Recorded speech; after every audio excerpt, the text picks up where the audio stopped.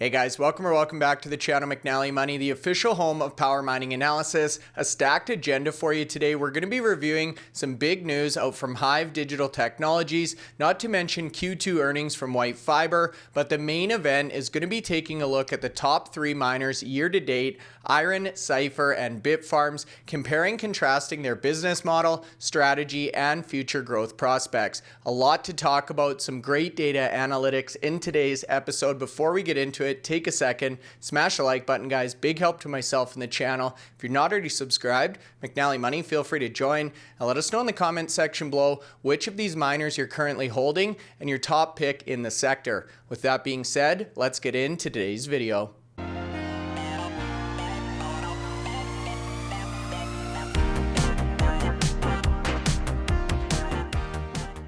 Okay, guys, away we go. Thursday afternoon. This is going to be an exciting episode. We've got some great data, some charts, and some new visuals to talk through in relation to the top miners we cover on the channel. So before we get into, I guess, the main event here, Anthony, Bitcoin itself, we've been talking about the fact we've been stuck in this range. Bitcoin hasn't really been doing a lot. We've been really focusing on the HPC AI re-rate for the miners. With that being said, Bitcoin has slowly started making up some ground. It's in the 117,700 range today, making an attempt closer to that 118. But this is very positive for the miners and really icing on the cake at this point. Yeah, maybe it's still, tied into that 25 basis point drop in interest rates as well. People maybe thinking if they've got a little bit more money at the end of the month, they can put it into maybe some stocks, into Bitcoin. And so, any positive news flows like that. And the fact that analysts think there's going to be a couple more interest rate drops before the end of the year seems to be a lot more positivity. And we're only, just over 6,000 away from all-time high. So we've managed to really keep that band, that's sort of like between 110,000, 115,000. Now it's got its head above that into the 117 range. Maybe we get to closer to 120 by the end of the week. Yeah, there has been some strong consolidation, and thinking of pre-$100,000 Bitcoin seems like a long time ago. And for a lot of these miners, like the IRENs, for example, that are selling Bitcoin on a daily basis, every dollar really does make an impact on top line revenue. Now, speaking of the miners, a little bit of a changing of the guard today. We've got some of the more traditional pure play miners, some of the hodlers, the CleanSparks, the Maras on top today. We talked about this a little bit earlier in the week. A lot of times these big pure play miners seem to kind of front run Bitcoin. They have been gaining a little bit of momentum, but today, CleanSpark above 16%, DMG having a very strong day as well, and Mara. Worth noting that 2 out of these 3 companies are generally featured on the HODL percent market cap chart, and very large percent of market cap made up by HODL for DMG and Mara. Yeah, absolutely. And if you look at I look at the 52-week range actually, just to see how today's prices factor in over that period, and you can see CleanSpark and Mara, even with that big increases today, 16.7%, 9% respectively, it's still in that sort of like less than halfway towards their 52-week high. Whereas if you look at some of the other miners that we've talked about, the Bitfarms and IREN and Cipher, they're towards the 52-week highs at the moment. So it's good to see these stocks pushing back. I mean, operationally, we've never commented anything other than CleanSpark do a really good job month by month. They're a top 3 miner in the operations targets there, along with the likes of IREN and Riot at the moment. Riot having a really good year, but CleanSpark and IREN can sort of like match each other. Bitcoin for Bitcoin. 50 exahash there, so they've achieved everything they've done there, and they get really good results. Volume today nearly twice the 3-month daily average, so that tells you a lot of people interested. And I saw some posts on X early today to say that the charts were aligning for CleanSpark and Mara. So somebody there had an insight into this, and that this is the technical analysis that we like to see sometimes. We'll have to get our friend Freedom by 40 on the channel for another update on the technical analysis. But we follow more of the fundamental side. So great to see that the technicals going in the direction that they're expected to. Bitfarms again having another another good day, up 6% there. I mean, that stock price is, as you know, it was literally just over a month ago. It was down in the sort of like less than $1 range, hovering around, as low as 67 cents.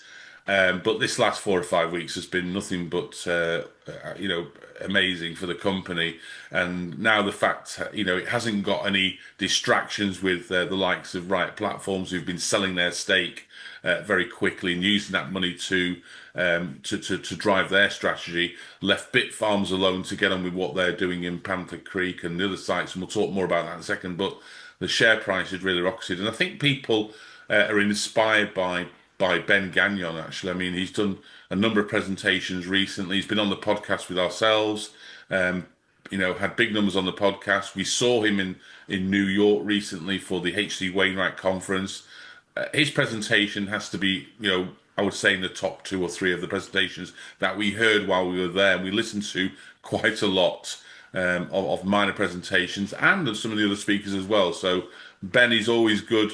He articulates the company strategy really well. And, we even overheard in the room after he'd finished his presentation, a number of people there were interested in moving into Bitfarms, having listened to what he said.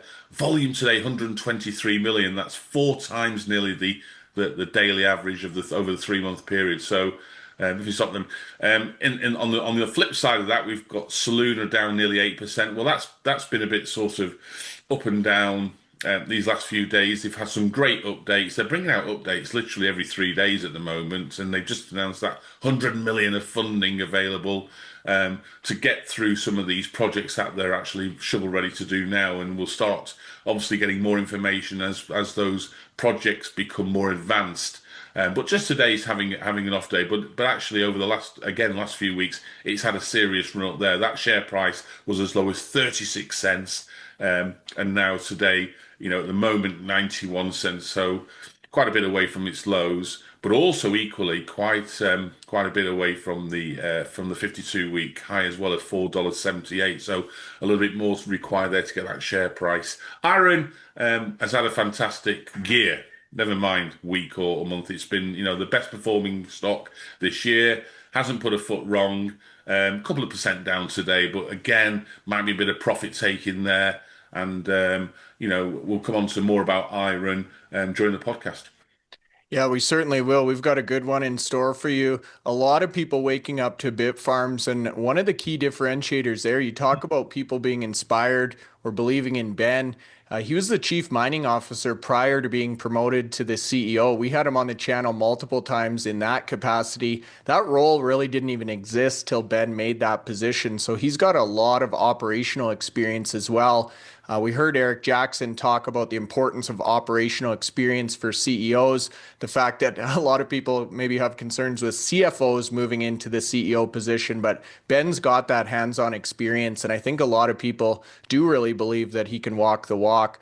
Now, you also brought up a good point around rotation. We've been stressing the importance of taking profits recently, specifically in our members-only videos where we highlight our trades each and every week. We've talked about the phenomenon we see in this space. Not all the miners peak at the same time. We observed this clearly last year with CleanSpark, with Bitdeer. Now we're seeing the same type of phenomenon. So if you have made some substantial profits in names like Cipher, IREN, potentially people taking some off the table today, maybe moving those into some of the more beaten up miners, like the CleanSparks, like the Mara. Now, another name that's not on this list, YFi, they're having a strong day today. This is Bit Digital's subsidiary, HPC AI play. They just came out with Q2 results. We talked about Bit Digital's internal NAV, the fact that they were trading at about a 15% discount to the value of their Ethereum and Wi-Fi shares. They hold 71.5%. They should be looking even better today based on the action we're seeing with Wi-Fi. Yeah, a nice rise today, 11.7% higher there in the $23 range. Yeah, market cap for this company, getting on for 900 million, which to be honest with you, isn't that far away from Bit Digital's market cap. And Bit Digital has, as we know, over 500 million of Ethereum on the balance sheet, as well as a significantly large stake in WhiteFiber to the tune of over 70%. So that's a bit of a head scratcher for me. But also, we've got to remember is now this is a subsidiary and it's listed as a separate company on the Nasdaq. It has to produce its reports, and it's just issued its second quarter 2025 results. Yeah, you're exactly right there, Anthony. It's nice to be able to break out some of these numbers from the parent company. This was often difficult to do in prior years or quarters. Sam expressed a lot of frustration. That was really one of the reasons he wanted to spin this business out. So we now have perfect visibility into the HPC or AI component, which of course is WhiteFiber. What were some of the numbers that caught your attention? So revenues itself up to 18.7 million. That's an increase of 48% year on year. So look at the same quarter last year. Remember, this service was part of the Bit Digital company last year, but now it's part of WhiteFiber. Cloud service revenue 16.7% and co-location service revenue 1.7 million as well. So that's that 18.7. Gross profits, we know from HPC that the gross profits margins are significantly higher than Bitcoin. And total gross profit for WhiteFiber 11.5 million. That's compared to 8 million in the prior year period. They've adjusted EBITDA of 3.3 million compared to 7 million in the second quarter. EBITDA takes account of some of the non cash costs or the one-off costs there. They did make an overall loss for the period there, but when you start taking some of those one-off costs like depreciation, like stock compensation, I think stock compensation was over 6 million, that comes off there, then they've got an adjusted EBITDA positive of 3.3 million, which is compared to 7 million in the second quarter. Now we want to see that revenue increase because when we had Sam on the podcast previously, he's got that target of 100 million. If you look at 18.7 million for the quarter, that's essentially a run rate now of around about 74, 75 million. So we need to see that higher there. But with all the work they've been doing to deliver these new facilities, and Bryce, you can go through a few of the corporate developments that have happened over the recent period.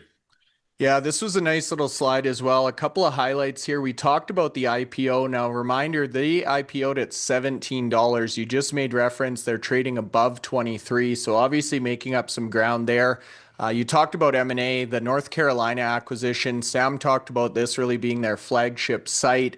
Again, a great market in the United States. We'll talk about that a little bit more later in the presentation. Continuing to develop at their Montreal 3 facility here, their wafer scale system for Cerebras. So one of their initial clients. And then the final point is really about that financial flexibility. We talked about that debt facility with RBC or Royal Bank of Canada. So a lot of things really moving in the right direction for Sam Tabar and the team at WhiteFiber. Now, the other ticker that I guess isn't on our miner list there, CoreWeave. This is another one we've been following closely, obviously tied at the hip right now to Core Scientific, up about 23% on the month. So we wanted to just take a quick look at your Core Scientific CoreWeave table here and see where we stand. Yeah, so the key figures to look at on this table really are the initial deal, which was set back on the 7th of July. $20.40 was the equivalent value of Core Scientific shares as at that date. The contract itself valued at 9 billion. The CoreWeave share price, which is the key in this, any deals based on the CoreWeave share price. It was $165.18 on that day there. So as we go to the share price at the moment, which is just over $119, that's significantly less. That values the contract at $6.5 billion and gives an indicative price for Core Scientific shares at $14.71. Now, the smarter ones out there will understand already the Core Scientific share price is $16.68.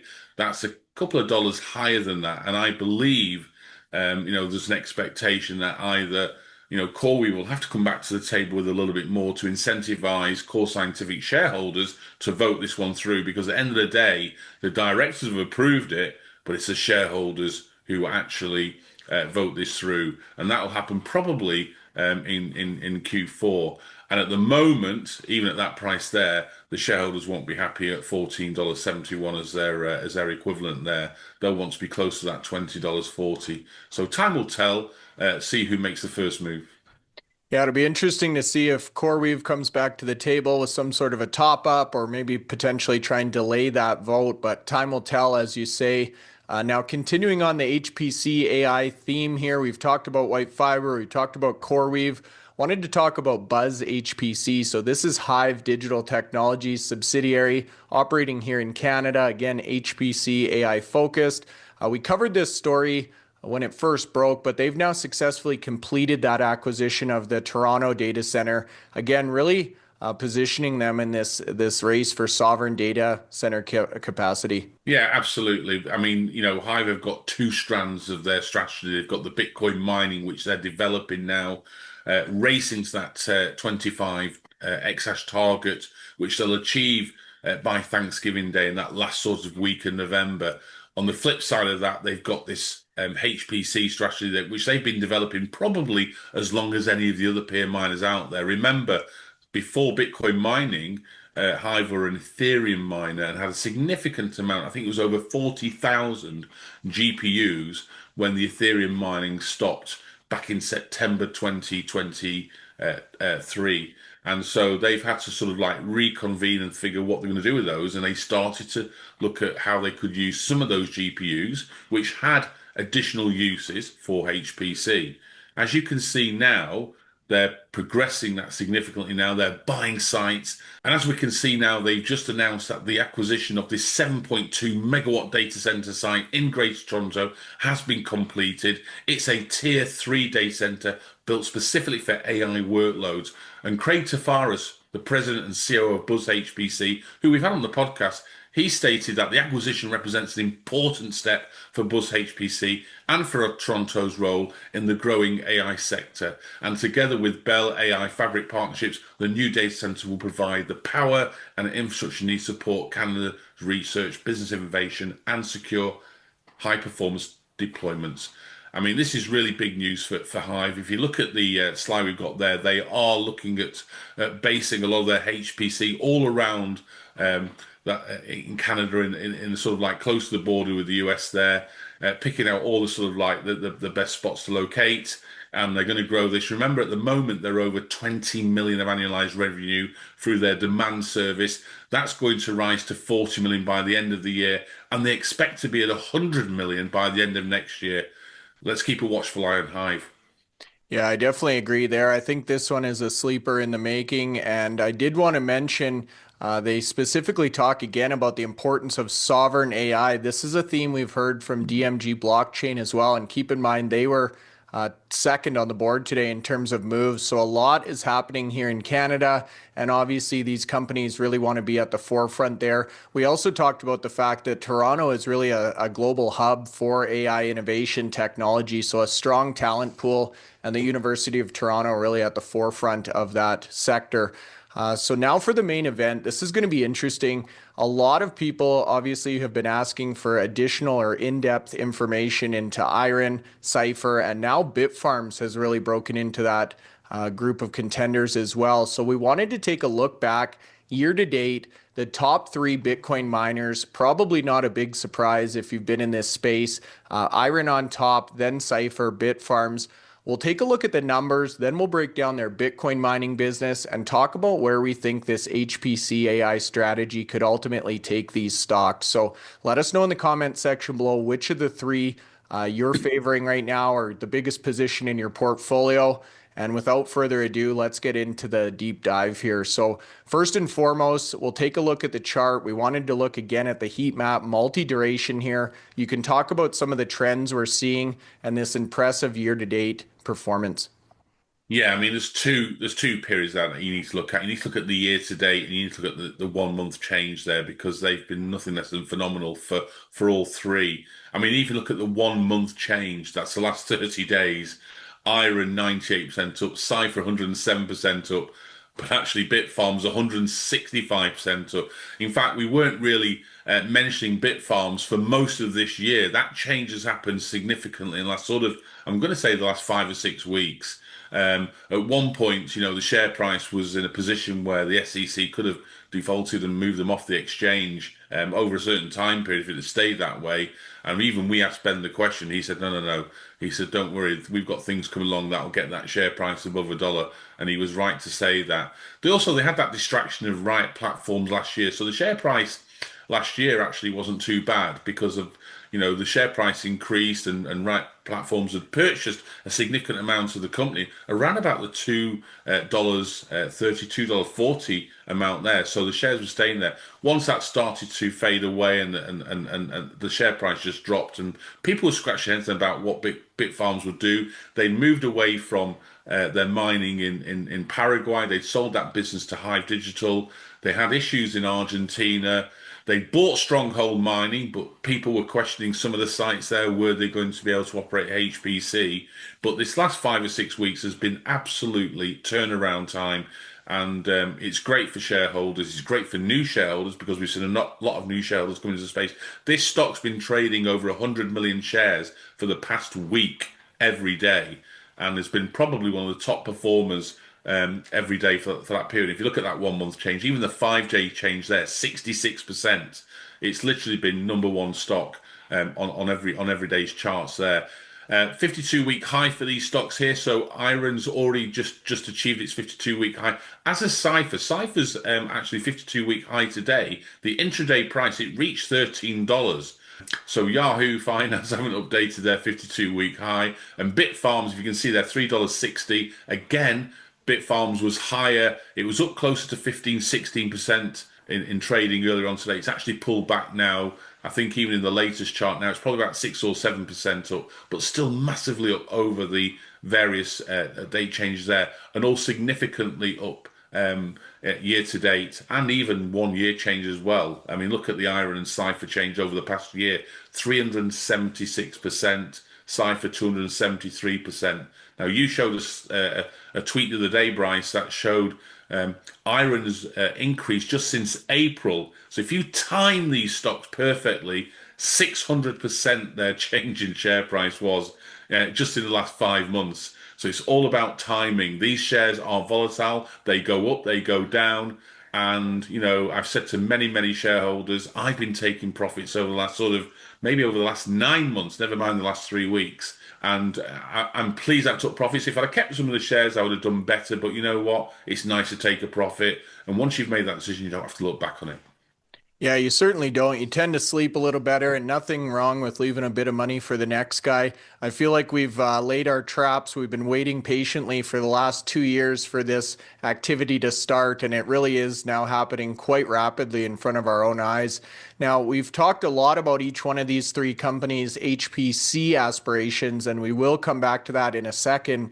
But a lot of people really overlook the Bitcoin mining operations. These guys have very efficient, large fleets, in many cases, well along in the depreciation cycle. And we saw in the intro there the amount of cash that they can throw off in this 115, 116, $17,000 Bitcoin range. Quite impressive. So before we get into the HPC, you did another nice little chart here comparing their Bitcoin mining operations and looking at essentially a daily profit or a monthly profit that they can then use to funnel into the HPC division.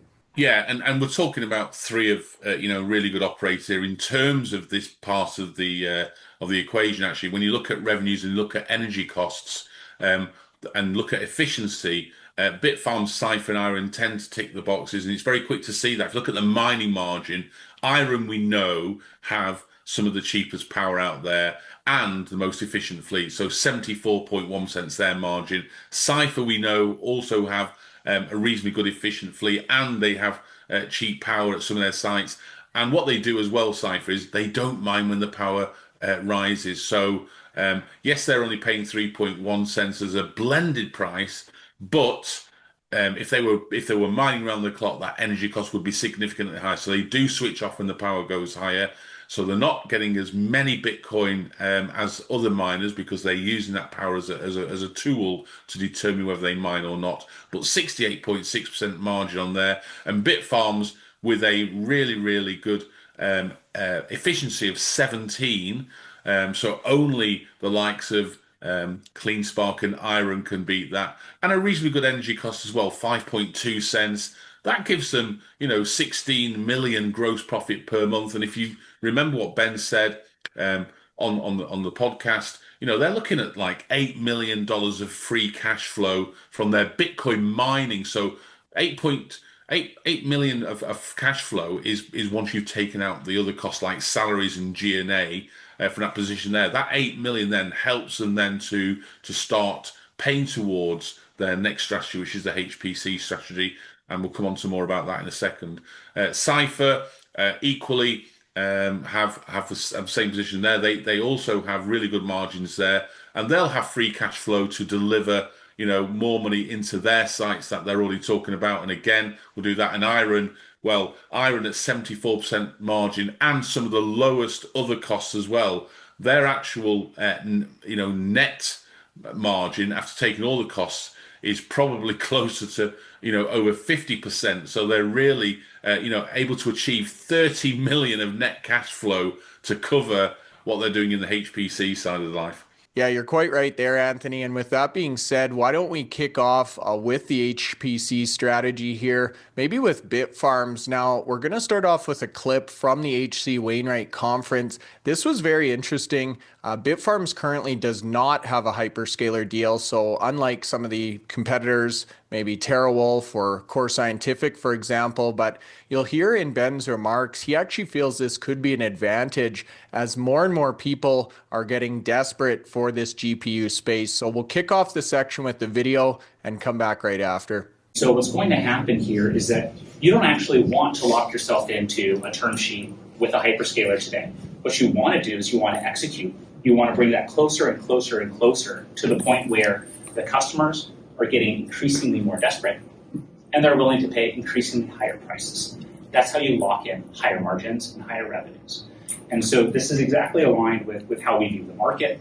Now, that's an interesting angle. As you can see clearly there, Ben feels like they are in a position of power. Not only is he taking his time or being patient about the actual strategy here, but they've done some significant work in terms of their board of directors and the number of people or expertise they have on the team.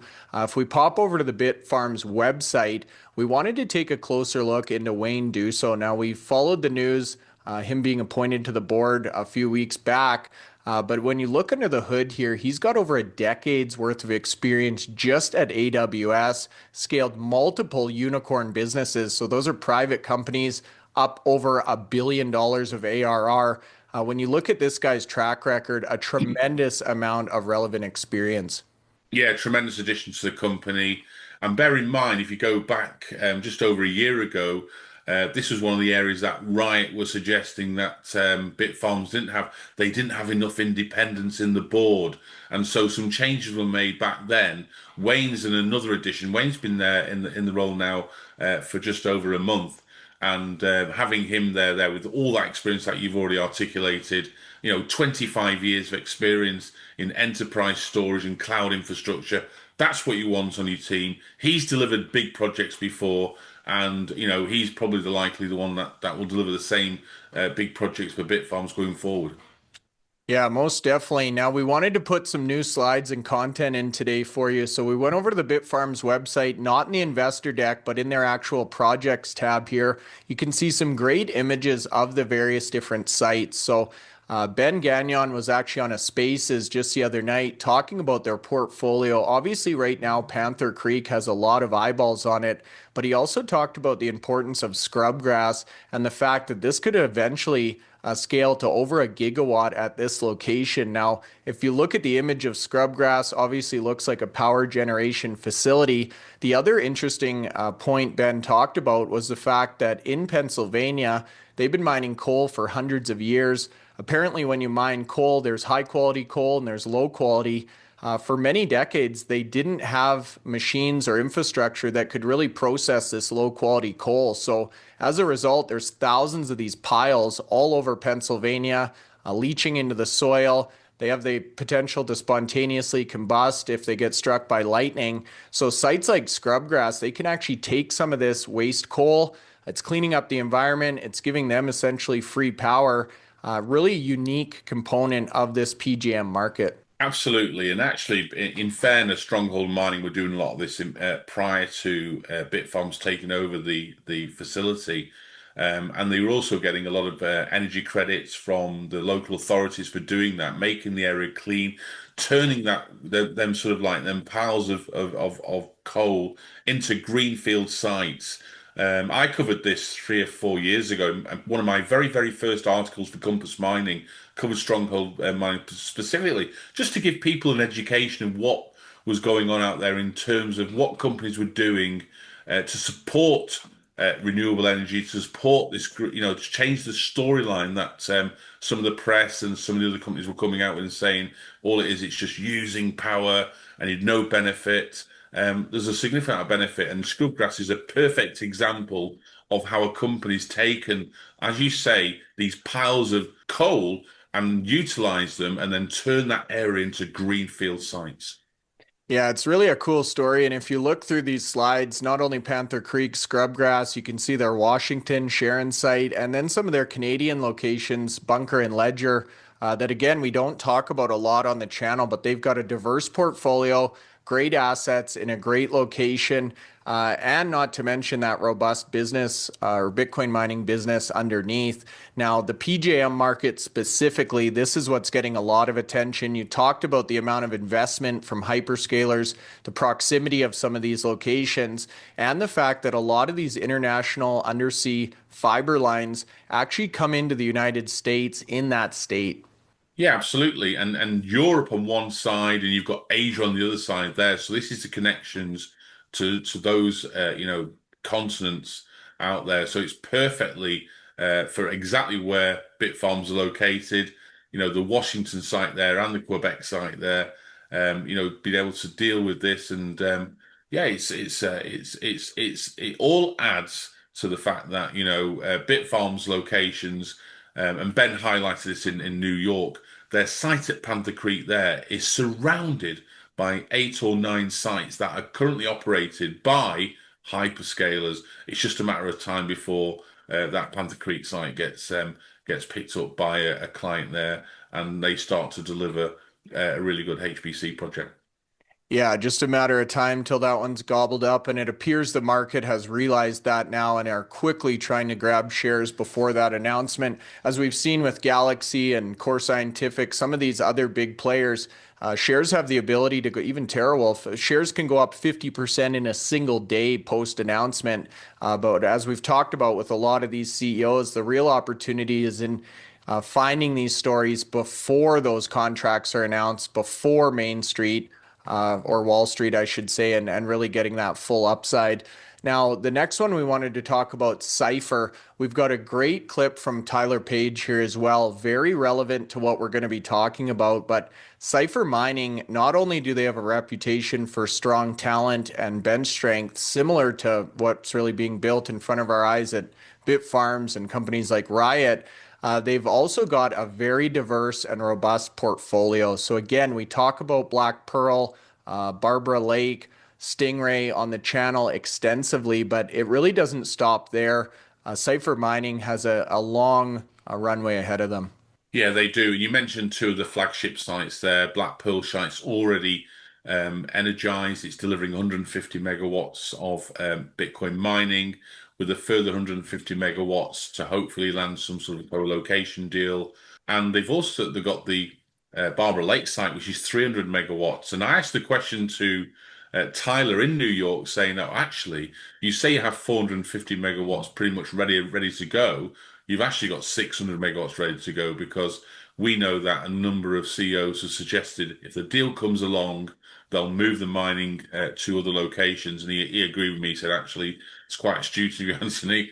We would consider doing that." And we've heard this before. I mean, Dan Roberts even said he'd do that at Childress. I mean, you've grown a site there to 50 exahash, and you're prepared to move it to accommodate a HPC strategy. And the reason that they'd look at doing this is the predictability and the size of these contracts. We've been lucky to meet with the team from TeraWulf in New York and heard all about the deals that they've had on the table there with Core 42, and more lastly with Fluid Stack, supported by Google. I respect again, and you can see that it's a real benefit of getting these big companies, with the big backing, and seeing the potential cash flows coming through. Every miner is looking to put their power towards HPC at the moment. Yeah, no kidding. It's essentially the golden ticket. And if you watch this next clip from Tyler Page, incredible the foresight of the management team here, essentially finding these golden nuggets in the rough years before it hit mainstream or was the cool thing to do. So we'll play that clip and we'll be right back. We secured power contracts and built from dirt our own first 5 data centers where we are operating 477 megawatts for Bitcoin mining today. That produces about 23 exahash. We have typically the lowest power costs of any company in the space. We've been very focused on securing low power costs in that business with a very efficient fleet. What we have found ourselves in the middle of over the last, I'd say, year or so, and we're not unique up here on this panel, is a position where we were securing and developing large power interconnects for years before that became to be in such high demand because of the rise of large language models, HPC, and the desire for hundreds of megawatts at a single data center. I'd say about a year ago, we really aggressively positioned ourselves on the thesis that we could have very large interconnects in more remote locations, and the traditional HPC data center world would migrate to us. Exactly what we just talked about, finding these sites, growing that portfolio, and really doing it before the mainstream media or investor base brought that attention to the space. So congratulations to Cipher, that work, that due diligence paying off. And also wanted to mention Tyler Page clearly stating in his presentation the people on the team responsible for site development, procurement, sourcing these sites, negotiating the price, they're still working at Cipher. They still show up every day. This portfolio, although it's impressive, is not stopping here. And that really hasn't been priced in at this point because obviously people don't know what's coming down the pipe. Now, the final piece of the equation here, the Green Queen, as they've become known on social media, IREN, just a phenomenal story. You've been covering them since half an exahash. Again, we talked about their impressive Bitcoin mining business, best in class operators, best in class margins, but not to mention this robust and very flexible HPC strategy. Absolutely. So as well as delivering probably the best operations in terms of Bitcoin mining that we've seen in the last 3 years, they've also been for the last nearly 18 months now delivering a high performance compute on demand service at their Prince George site, and proving to the market that they can deliver it. Now, Dan's talked about the extensive conversations they've had with hyperscalers, with companies wanting to maybe coming and look for a deal at some of their sites there, and they've been having those conversations for a co-location deal. But he's also aware that they can do a lot of this themselves. They are now a preferred partner with NVIDIA, so that means they get access to all the chips required for these GPUs. And if they want to try and build out that on-demand service, maybe they get sort of like the bigger piece of the pie that the CoreWeaves and the AWSs and all these hyperscalers out there that are achieving there. Maybe IREN want a piece of that as well.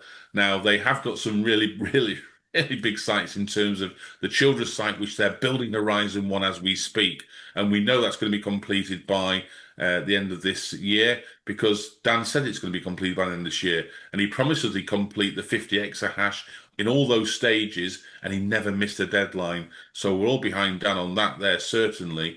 Now, he also mentioned, not in the last podcast, but the previous podcast, that they would have a name aligned to that, and he hasn't ventured away from that either.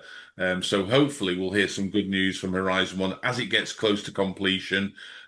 Remember, TeraWulf and Patrick Fleury, the CFO, he believes that having their den in Lake Mariner, delivering a smaller service in HPC, enabled them to have the right conversations with prospective clients to show that they could actually do that service there. And IREN have been doing exactly the same thing there, even on a bigger scale than what TeraWulf were. I mean, they were already achieving 28 million of annualized revenues, which is soon more than going to double with their introduction of all these new GPUs that they're about to implement into their sites there. So there's going to be a massive amount, probably getting closer to maybe 100 million of annualized revenue with all those GPUs that are in place. Who's to say the flexibility that Dan and the team have got, they don't necessarily have to go out for co-location. He's a firm believer. And if you look at the way that the market has reacted to this and look at the share price, not many people are betting against him at the moment. No, there's certainly not. And if you go over to the website again under the locations, you can see that impressive Sweetwater campus. The marketing here, they've got the co-location data center service offering. You can see your infrastructure ready when you are. So kind of like the Core Scientific. They've also offered a build to suit data center, again, highlighting that full portfolio. So you're exactly right there, Anthony. The real ace up the sleeve, not only that preferred partner status, the access to financing courtesy of their new hire, Anthony, but also the flexibility in this portfolio. And again, you can see that all the way through British Columbia, Childress, and Sweetwater. So with that being said, you guys, 3 excellent performers in the market this year. All different strategies, all different sizes and types of portfolio, but all making it work in both Bitcoin mining and HPC, and the market really rewarding them for that. So the final piece of the pie here, Miner Madness, really no surprise. The leaders on the regular board and the analyst leaderboard, names that we've talked about already in today's video. Yeah, and it's been a great competition. Literally 2 weeks left of the competition now. We look at the leaderboard itself now. Karma Sutra was holding that leaderboard for quite a while now, and he's one of the analysts there. We've met Karma Sutra. We were fortunate to go to Las Vegas and meet a lot of these analysts from the IREN space there. Karma Sutra being one of the big players in that area there, but Moses S has taken over at the moment with 2 weeks to go. And if you look at the return in less than 3 months, 152%, choosing Bitfarms, IREN, and CleanSpark. And Karma Sutra actually picking IREN, Bitfarms, and Cipher, who we've just covered as the companies that have achieved the best returns. Now, the reason Moses has actually picked him is he's picked Bitfarms as his first choice. Remember, in the competition, you had $150 in your first pick, $100 for your second pick, and $50 for your third pick. Bitfarms has been the best performing stock during the competition, and therefore those entrants who've got Bitfarms in first place stand a better chance of getting higher at the board than maybe some of those that picked IREN or Cipher as first pick. So there's a little insight to you there. But it's been a great competition. Majority of people, I think nearly everybody in the competition is in the green. Me and you are not doing as well this month, but hey, I think if you look at the analyst leaderboard, we're still doing well in terms of a return. You returned over nearly 21%, and I'm around about the 59% there. Still 2 weeks to go. We're hoping that we'll be able to do something a little bit better, and we'll keep reporting on this now as we get closer to the finish line. But there's been some good results there from the analysts. We've got 4 or 5 of them in the top 30. So that's a good showing from the analysts this time. Bitcoin Freedom in 3rd place. Let's give him a shout out. Agrippa in 23rd, and Unbiased in 38th position there. So a big shout out to the 4 analysts there. But it's been a great competition, and look forward to getting to the end and announcing the winners. Yeah, we certainly do. Congratulations to the guys there. I thought we were just letting a couple other people win this one, Anthony. So maybe switching up the leaderboard a little bit. We'll use that as our excuse. But congratulations, not only picking the top 3, but almost going the trifecta in order as well. Great time to be in the Bitcoin mining space. Some great picks we talked about in today's video. Again, let us know in the comment section below. How are you feeling right now? Are you making some money? And what is your top hold in this space? If you're still watching at this point, hopefully you found some value. Hit the like button. Feel free to subscribe. We'll see you back here tomorrow.